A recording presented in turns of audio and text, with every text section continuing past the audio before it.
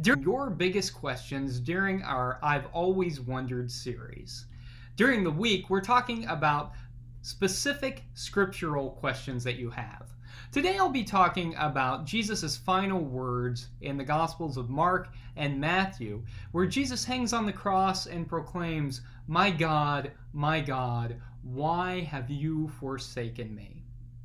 I understand why this is confusing, particularly if you believe the inherited theology that Jesus is God and that Jesus' primary purpose for living was to die for the forgiveness of sins. If you prescribe to that belief, then it seems like Jesus shouldn't feel abandoned by God if he is God, and Jesus shouldn't feel abandoned if his entire purpose for living is to die on the cross for the forgiveness of sins.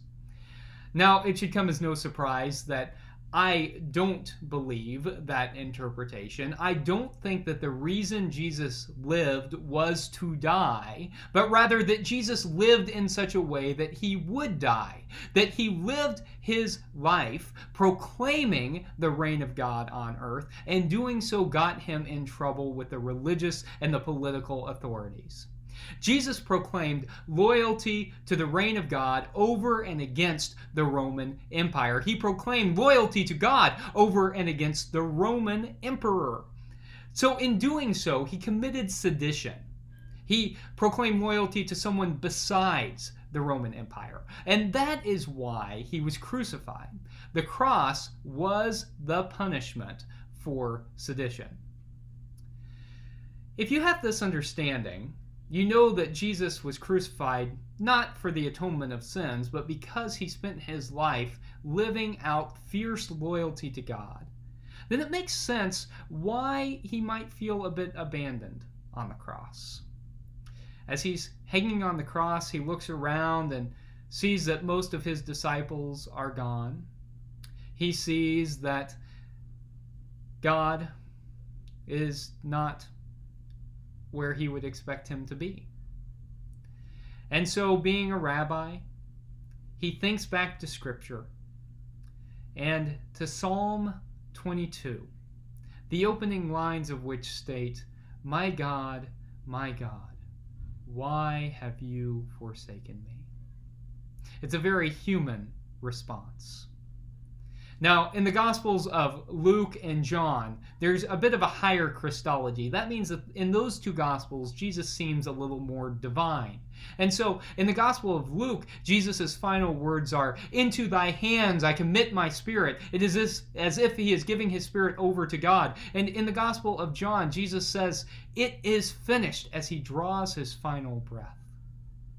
But in Mark, which Matthew then takes, Jesus' final words are these very human words, my God, why have you forsaken me?"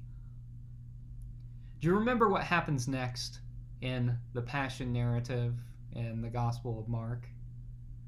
Jesus dies on the cross, and he's placed in a tomb. And then later, the women come to anoint Jesus' body, but they find an empty tomb, and they run away scared. And that is where the original version of that gospel ended. There are no resurrection stories. It is just an empty tomb and people running away scared, unsure of what to do now. And it's likely that that's how Jesus' followers really felt, unsure about what they were going to do without him there. But I love that version of the story because it is as if the author of the Gospel of Mark is asking us what is next. Jesus is not here in the same way, so what is next? And I think the answer to that then is that we continue Jesus' ministry. That is the point of the open tomb. That we continue his message. That we continue proclaiming loyalty to God above all. That we continue to proclaim the reign of God, where there is peace, where there is justice, where there is compassion and hospitality. In short, we figuratively become the resurrection. We become Christ's hands and feet in the world. And for that, I am deeply grateful. Thanks be